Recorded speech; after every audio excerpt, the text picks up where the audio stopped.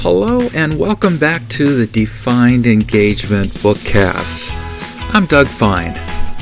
Today we're going to be speaking with Laurie Ruettimann. She is the author of Betting on You, How to Put Yourself First and Finally Take Control of Your Career. Laurie's a fascinating person, and here's how she can be described.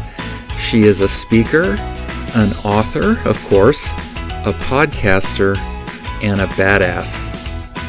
Laurie, so glad to have you here on the Defined Engagement BookCast. Looking forward to our conversation.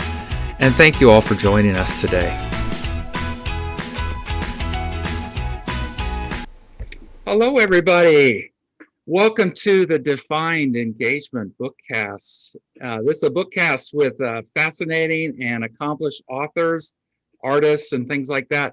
And I have Laurie Ruettimann with me today, and she is a self-described badass when it comes to HR. So, Laurie, thank you for joining me today. It's just a distinct pleasure to have you with me. I've been kind of stalking you for years online about your, what you do and what you bring to HR and things like that. So, thank you. It's thrilling for me to be here with you. Oh, I'm really honored. And it's not stalking, it's just learning, it's watching, it's admiration. That's what it is. It is. It's all Yeah. that, right? Yeah. So let me tell our listeners and our viewers a little bit about you, and then we'll jump right in about your book. Laurie began her career in 1995 as a little HR assistant many years ago, and she had a long career in HR, doing recruiting, leadership, management. She worked in all kinds of industries. She, in her book, Betting on You, she talks mostly about her time at Pfizer, and but she has worked in large corporate environments and things like that. And she says even as her title and compensation grew, she hated her job. So that's fascinating, because a lot of people hate their jobs. She became a writer, speaker, and podcaster as a result of the heartbreak and outrage that she experienced throughout her corporate career. While she loves calling out boorish behavior, Laurie became dedicated to the revolutionary and long overdue mission of fixing work by telling stories and teaching leaders how to create work cultures and support that empower and engage workers meaningfully. So now she helps executives and HR leaders prioritize the employee experience to avoid the collateral damage of a toxic work environment. And she can be found all over the internet, and in show notes and stuff like that, I will put every which way to find Laurie on the internet. So again, thank you for joining me, Laurie. It's great to have you here. Well, Doug, I really am honored to be asked. And I love the sign that you have up behind you. Work hard and be Yeah, nice to people. Isn't that just all it is? most days, most days I can be nice to people. Yeah, Yeah, and I'm sure every day you work hard. But isn't that yeah. the key to, making work a little bit better? Just do your job, what you were hired to do, be Mm-hmm. competent, and be nice to people. There That's you it. go. All right. Hey, Laurie, tell me. Well, let's talk about your book first, because this is a book cast. Okay, it's Betting on You, How to Put Yourself First and Finally Take Control of Your Career. So, Laurie, it's a great book. It's got so much in it. It's rich, it's deep, it's funny, it's autobiographical a little bit. You talk about your life. You talk about I love how honest you were about working at Pfizer. Pfizer's all in the news right now with the Yes. vaccine, and it's like you don't paint a pretty picture about that company when you were there. And a lot of it had to do with how you were walking through the world when you were working at Pfizer, right? Yeah, Pfizer's just a company for good or for bad. And the people there had their moments and they were terrific. And by and large, most people in the world are pretty great. But the environment that I was in Mm-hmm. was a little toxic, a little competitive in a very mediocre and boring way. And also, I was not bringing my best to the world of work. Mm-hmm. And I walked around for many years angry about that until I realized that The central problem with every job that I had, including the job at Pfizer, was me. And I hadn't been focused on being accountable for my life. I wasn't in my well being, and I certainly wasn't learning and growing, and I didn't know how to take risks. So once I started to really look at my own complicity Mhm. in these work environments, I Mhm. thought, you know what? I can only control me. So that's where I'm going to start. Right. Um, Tell me why you call yourself a badass. So by the way, I don't call myself a badass. Other people call me a badass, and I just think it's Oh, really cool. funny. Yes, but there are things that I do and say in this world that are contrarian, and I don't mince words. And so people think that that makes me a badass. And in the relatively safe world of HR and leadership development and the work that I do, it only takes like 2% deviation from the norm to be seen as authentic and tough. So that's Very, my brand. very cool. Yeah, it is your brand. It's right there on your website. And I was going to ask you about, like, you are obviously, you want business with business. You want to go in and help organizations. And what's been the feedback about seeing Laurie Ruettimann says she's a badass right there? They Uh, hire me uh, for it. Yeah. cool. Now, is that Yeah. are those the executives in the company or the HR people or a little bit of both? They A like it? little bit of both. Sometimes the marketing department trying to help Okay. me shake things up around the company's brand or their market approach. But yeah, I think by and large, people want to hire someone who is competent and confident. Now, I didn't go out there and, brand myself as a badass. That's something that I earned. And I didn't do it overnight. I earned it by, hard work, Yeah. by being incredibly competent at what I do, and also by being resilient. When there's a problem, I don't look to other people to solve it. I think, if I were the CEO, how would I fix this? And then I fix it. And so that's when I do coaching, something that I really teach those components of self leadership, which is hard work, individual accountability, and competency, and also resilience. So yeah, those one self leadership is one of kind of the four themes that you like to focus on in your work. Yeah. What are the other three? I focus on well-being as well, Hmm. because nobody ever did anything amazing in this world on 4 hours of sleep and Hmm. drinking Diet Coke and eating whatever's left on your child's plate for lunch. That's not a good way to live. I'm not an advocate of weight loss programs or anything sketchy. I just believe in good old-fashioned living before it gets too late. I also advocate for continuous learning, because if you're not learning, you're not growing. If you're not growing and thriving, what's the point? Hmm. And then finally, I'm a big believer in taking better risks. Companies use methodologies to take risks, and that's why they come out ahead. And we can learn from them and apply some of those lessons to our own career and our own individual lives. Cool, cool. Yeah. Hey, when you talk about your kind of transformation when you started looking at yourself, looking within, and there's a lot that comes out in this book about, Yeah. I got to fix myself, and I'm my own worst problem and things like that.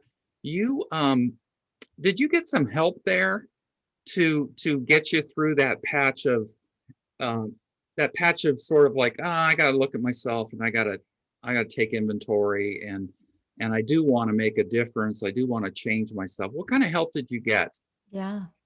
Well, I got a lot of help, some of it a little too late. As part of my journey, I thought to myself, well, I need a drastic intervention on my eating habits. And so Hmm. I went and had surgery to address that.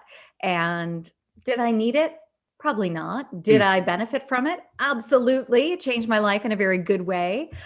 So I had that help. I also went to therapy. I also did things like make a list of everything I ever wanted to do if I had free time. Yeah. Then I tore it apart and put it in a bag.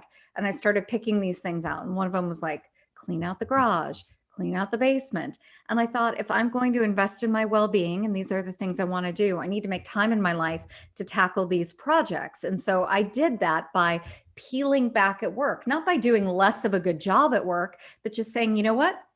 I have boundaries at 5 or 5:30. I'm going to stop working and I'm Hmm. going to go work on my basement. So I really, through therapy, taking better care of myself, eating, sleeping, having an totally better personal life, I Yeah. started to elevate my professional life and got the courage to pursue my dream to be a writer and a speaker and an entrepreneur. And you're all that. That's really cool. I love that. In your book, you talked about that bag and ripping up things and your ideas of what you wanted to accomplish and taking one out every day or every week and Yeah. getting it done. That's brilliant. And I don't know where you learned it, but boy, you Oh, just think of neither. what you accomplished.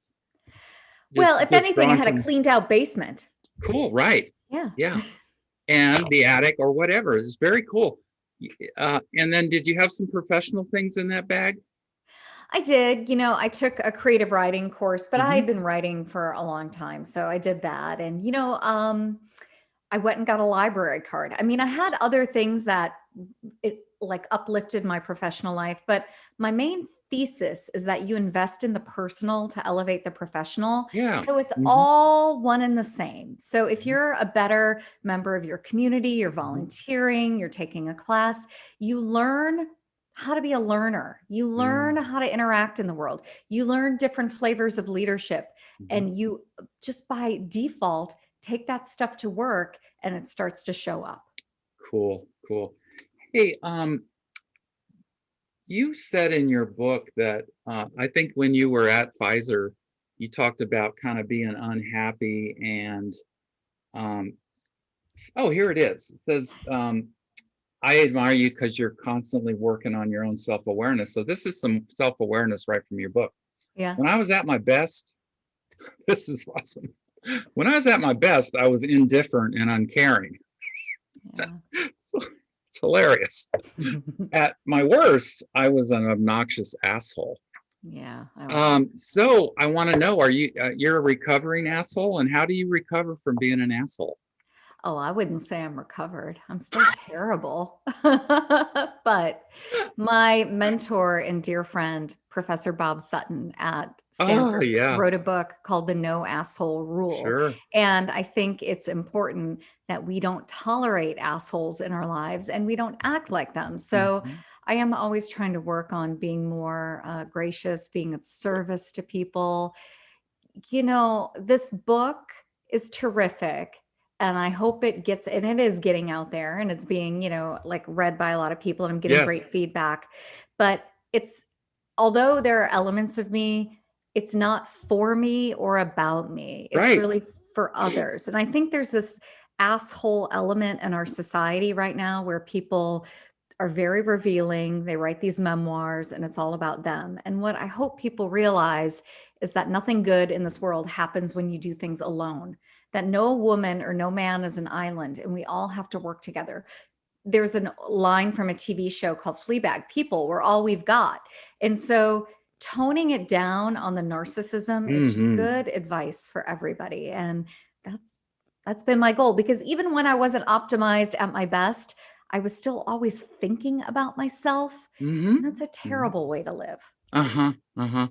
Um, that's take it to the bank, for those listening and watching. Laurie's book is it's not about her.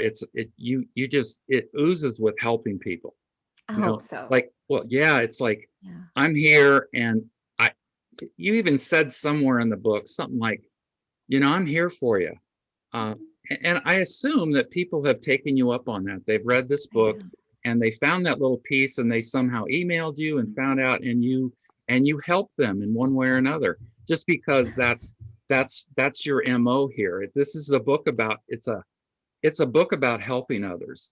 And Yeah. and you came to your self-help and you're helping others, not telling them exactly what to do, but there's a wide range of what we can do for ourselves in our work lives, and you just give people permission to bring their best to work, and that's by working on ourselves. Yeah, Yeah, thank you. I appreciate that. I yeah, wrote the book because I thought I needed something back in the day that didn't exist.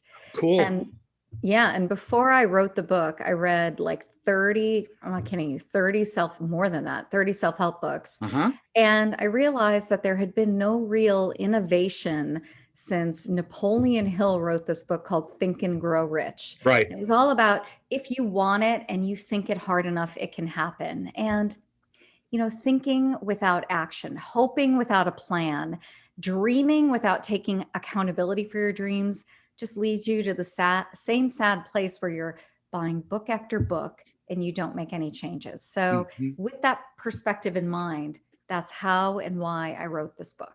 Yeah, really, again, it's excellent. Hey, tell me about, I had a couple of questions. First, I want to kind of share, I put where I think you kind of come across as a philosopher in the book a little bit. Oh, thank you. Only in that, you've learned something, you want to share it. And this is from later in the book, and it's about everybody eventually is going to quit a job, Yeah. or they're going to get quit. Like they will be, their future will be freed up for other opportunities by the company. And this is a beautiful thing. And can I share it with you? It's about getting fired. Yes. People get fired every single day. Sometimes it is justified, sometimes it's bullshit, but it doesn't have to be devastating. There's never a good time to be fired, but it's always a good time to start putting your well-being first. It starts with baby steps. Step 1, you are more than your job. Step 2, even if you're not very good at your job, you're still a wonderful human being. Repeat that. Step 3, there are other jobs out there and you'll find another one at some point. And step 4, every day is a do-over. And as long as you're breathing, you'll have time to try again. Everybody good gets fired once, I promise, even you. So boy, for anybody that's been fired, the first few weeks, after that, it's like, oh, what did I do? I could have done this and shouldn't have done that and blah, blah, blah. Tell me about a time when you've been fired.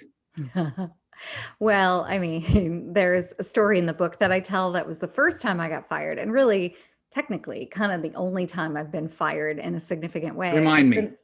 Yeah. So when I was younger, I took a job as a busboy, and right away I wasn't qualified because I'm not a boy, but those were the days when they called them busboys. Yes.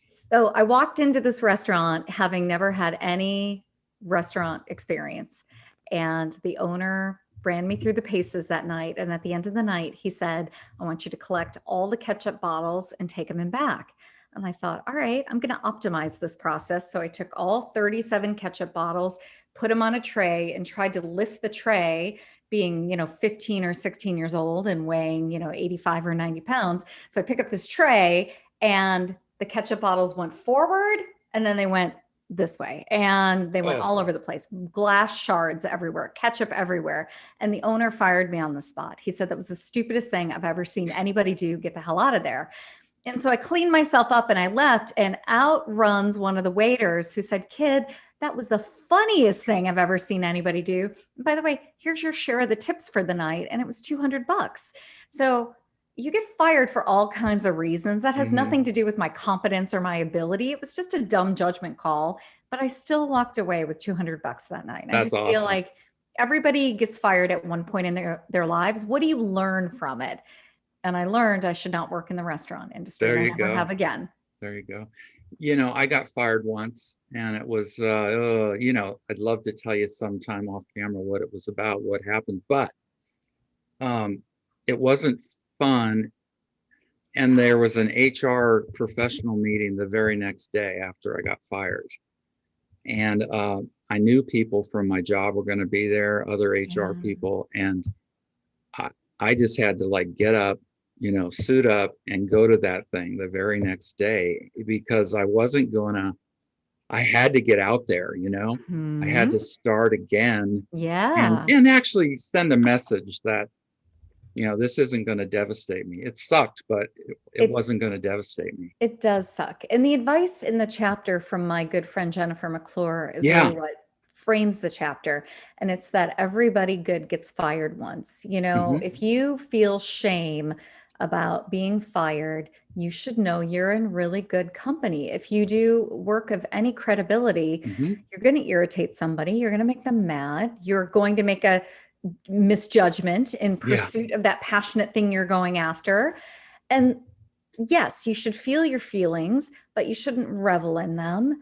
Pick yourself up, go find a new job, and recognize that as long as you learn a lesson from that experience, it's not going to devastate you and it was worthwhile. So, yeah, everybody good gets fired once, from Steve Jobs to directors to musicians to HR professionals. If you've got passion, you're going to tick somebody off. One of the things that had me following you for quite some time, and I love that you say that your podcast is actually controversial. I love that.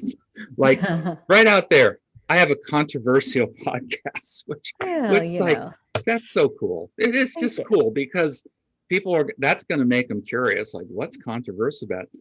But you are and you were an HR professional. I use that term like I don't even know if that's even possible. Uh, I I saw in your book that you got those credentials, the HR credentials, and Okay. you're very proud of getting that. You worked and you put you got the fundamentals of that career.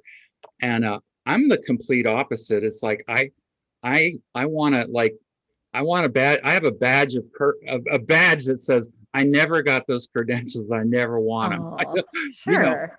it's a smart ass way of saying, yeah, it's very good to have, and you have some basics, but I just never wanted to go there. It's That's just okay. so. Yeah, that's your version of being a badass. I In like a it. way, yeah, in a Yeah. way. And I said that out loud a couple times to HR people, and they go, what an idiot. Oh, okay.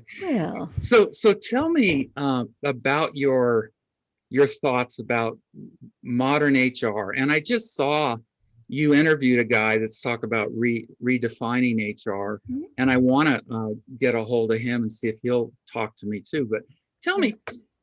me, in your book you say things like HR doesn't know how to keep a secret, and that just like, damn, it's so true at times. It's like, why the one department that should Mm, not be in the game of rumors and yeah. innuendo and telling secrets, they can't do it.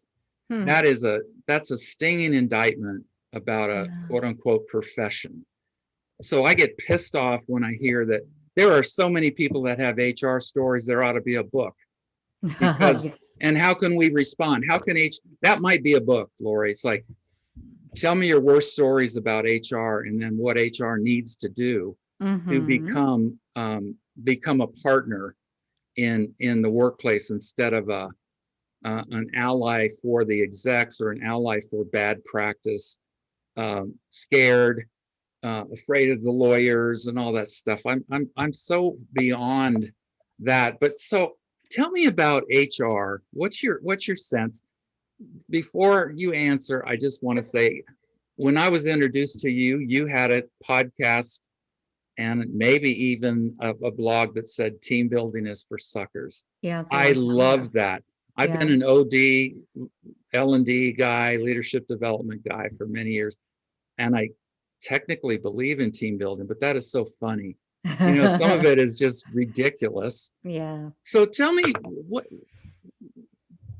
how is it out there? Your clients, what are they looking for? What do they have any self-awareness? When I say clients, I guess I'm thinking HR people. Do they have self-awareness that they have to be different, that they have to, bring a new game to where they work and where they're helping employees as well as leadership? Yeah, good questions. I mean, HR isn't just one monolithic entity. It Yeah. ranges from really dysfunctional to really highly efficient. I think society has not been honest about what HR is, which is really just an organization meant to help the company prevent being sued from workers and to stay compliant. So we're not honest about that. It's such a broad ranging set of questions that you've asked. I mean, philosophically, I get hired by HR departments who are looking to transform and to change. Cool. I don't necessarily enjoy that work because it's Hmm. very hard fought, very difficult, and sometimes doesn't come to fruition. You could plan, you can change, you can do all Hmm. kinds of things, but unless you have a leadership team that sees the function of HR differently, it's never going to be any different. So, in that way, what I advise people is to live a life where they don't even need HR, to be their Yeah. own HR. If they can learn how to solve their own problems, to look on the internet and find answers to questions around benefits, to take control of their career, Yes. really learn how to onboard themselves in the first 90 days so that they're not waiting around for someone else to make introductions. There are ideas in the book around if you can manage your own career, you never even need to walk into the HR department. Or when you do, it's because you're looking for something fun, like you want a mentor, or you have big ideas about the company, but not because you need something critically in this moment because things fell apart. So I take more of an inside out approach job. Fixing work is about fixing what's wrong with you. And if you can do that, you may never need to go to the HR department. Yeah. Um, make them obsolete.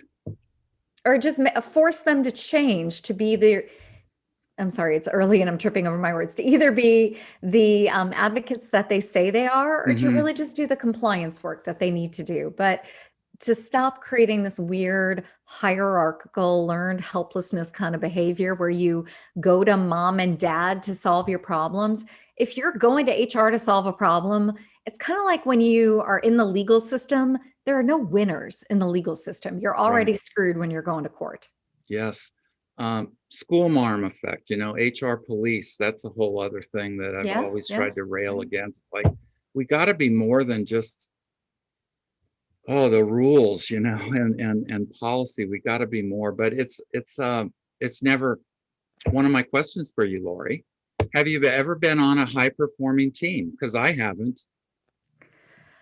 Not in corporate Right. America. Yeah, yeah. I have been on high performing teams of other entrepreneurs where we're accomplishing things, we're working together. I've been on high performing teams solving problems as a consultant, Yes. but I've not been on a high performing team in a Fortune 100 company. Isn't that sad? Or I it's don't just know. reality. Maybe that's not, well, a high performing team is not necessarily what companies want sometimes. I have to say, have a partner, a husband of almost 20 years, and he's got a really high performing team and there's minimal drama. And Cool. there are interesting things about what he has created. It's a team with diversity, both gender and racially. Hmm. It's a team that's built on really good communication, Hmm. and it's a team that holds one another accountable Wow. without fear of retribution. So I look to that sometimes and I think, okay, it's possible, but it's also not a big, unwieldy team. It's a Yes. smaller, nimble team. Yeah. Someone said, I think Jeff Bezos said, um, if you need a team the size that can eat a pizza, no more Yes. than that, or two pizzas maybe. Because if I'm Yes. there, I'm going to eat more than my share. Me So, too. Me too. so your husband's an entrepreneur too, or is he working in a company? He works in a company. He has Okay. a real job. Yes. Okay. Gotcha. Let me go back to a few of the questions I Sure. had. T- would you be willing to share the concept of hustle porn? Why don't you can read what I've written and I'm happy to respond to it if you'd like. Sure. Um, the way I interpreted it, my view of it was, this idea that we have to be 100%, people have to be 100% productive all of the time. Yeah. And there's almost a virtue of this productivity virtue. Yeah. And here was the question I asked you.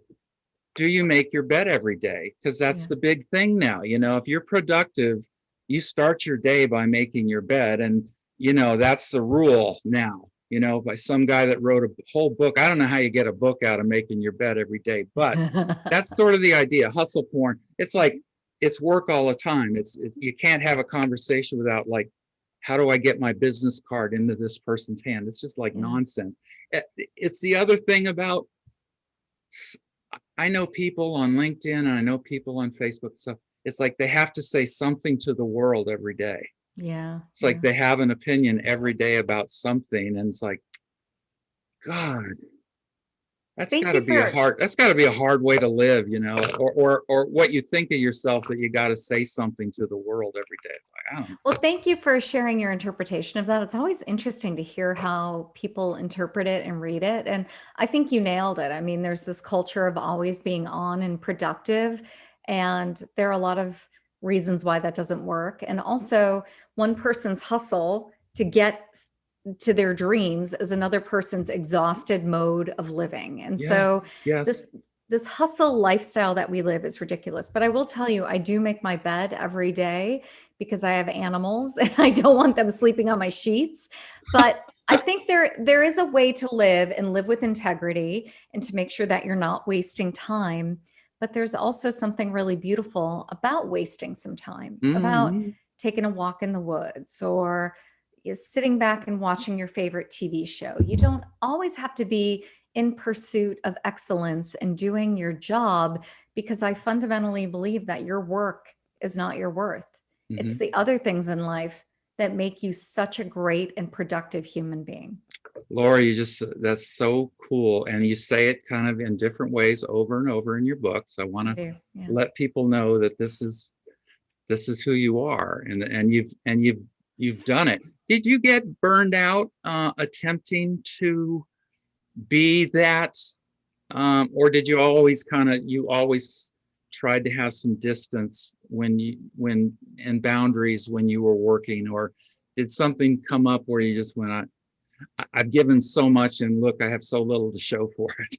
Yeah, well, I mean, I've been burnt out in my life, both as a corporate professional at Pfizer, and I tell that story in the opening of the book of just being completely exhausted and overrun by work and not having any time for myself, my family. Mhm. And even now, there are times in your life where you do have to push, and I don't Yeah. want to be, disingenuous. Like, there are really important things that if you want to accomplish in this world will take a little bit of grit and a little bit of endurance. Yes. But the key is to get through that and to build in some off time to figure out, okay, what's next? How do I want to work? Yeah. So right Yes. now I'm in one of those moments with this book, right? I publish a book and I've got to work really hard to get the big ideas out there, but this is not forever. This is for today. And also these feelings that I may have of overwhelm or exhaustion are just feelings. They're not facts. And I think that's another important component of my book. Just because you feel something doesn't mean it's true.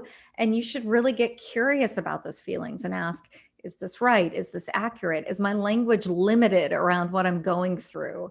And just dive a little bit deeper on what's going on in your life instead of reacting at the surface level to everything. Thank you for that. Somewhere in the last few years, I'm out of corporate, if you will, any of those large organizations, but I I still have to learn to respond rather than react. It's like when things are coming at me, I Yeah. just get real pissy and like overwhelmed, instead of like kind of checking myself and listening Yeah. and feeling that I don't know what, when things are coming at me, it's like it's usually because I don't know exactly what to do in that Sure. instance. What used to drive me crazy is when we screwed up somebody's pay. Oh, yeah. And I worked in a state, for 3.5 years. I worked in a state organization in Georgia, and it's not easy to get somebody paid correctly in a bureaucracy, Yeah, that's like hard. a state bureaucracy. So people are without their pay. They're not well paid people. Yeah. And here, it's on me. It's Right. on me. My people are responsible for payroll. So I used to just get like crazy. Yeah, I I don't blame reacted. you. Yeah. But every day is a do-over, right? I believe that, and an Hmm. opportunity to do something new. But it's human nature, Doug, to be flustered and to get upset. And the key is, what do you do when you feel those feelings? What's your next step? You don't Hmm. revel in it. You forgive yourself for being human, and then you get to work on fixing the problem. And I think that's fine, and that's absolutely normal. I just think this constant hyper aroused state that many of us are in, where we're always ready for something to go wrong, Hmm. we always assume the worst, is just a terrible way to live. And we can train ourselves to just be a little bit gentler and a little bit kinder. Laurie, how much do I owe you for this session? Nothing. You have a copy of my book. I'm thrilled to get the big ideas out there. Thank you. Yeah. Hey, this idea about in your book, you talk about being a slacker. So let's go Yeah, that's the opposite of being, hustle porn, it is. being a slacker. So can I share with you from the book how you kind of describe to I a love client it. of yours Yeah, that you're trying to help her understand that you don't have to work in this world of hustle all yeah. the time. So you said her name is Deanna. When I suggested being a slacker to Deanna, working less, leaving early, establishing boundaries, spending time with her family, exercising, reading, and redefining what it means to be happy. No offense, she said, but people are watching me. I can't say no. They'll think I'm lazy.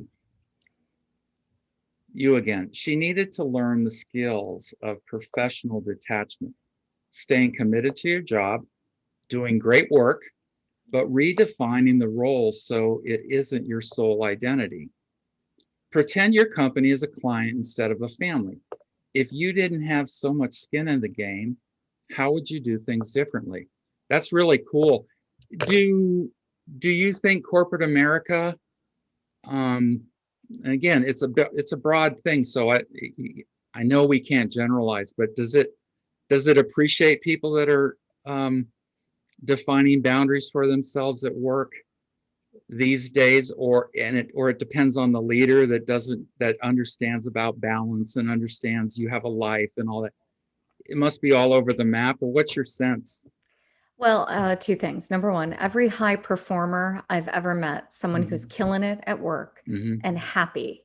So that's high performance, not just killing it at work, but happy overall, Yes. is happy because they have a well developed personal life. They've got Hmm. other things outside of work. The Hmm. second thing I would say to that is any CEO worth her salt would say, give me someone who gets her job done in 32 to 40 hours a week Mm. and is killing it consistently rather than someone who's working 80 hours and complaining about it. Love it. Love it. I know this for a fact. They will take someone who treats their job like a client versus someone who's Hmm. overly attached with their identity Hmm. and always talking about it. Your CEO does not want to hear you philosophize on the world of work.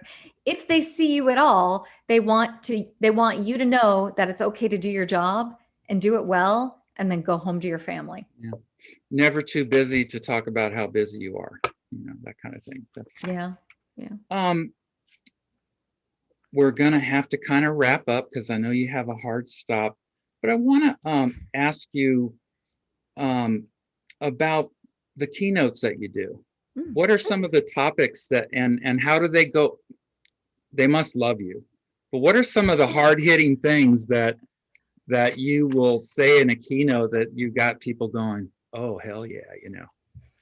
The world of keynoting has changed since Uh-huh. COVID. So I want to Mm-hmm. stop right there because the keynotes that I delivered before COVID are not the ones that I'm delivering now. Tell me about Now that. I'm really talking about the world of work. I'm talking about burnout quite a Mm-hmm. bit. I'm Mm-hmm. talking about well being.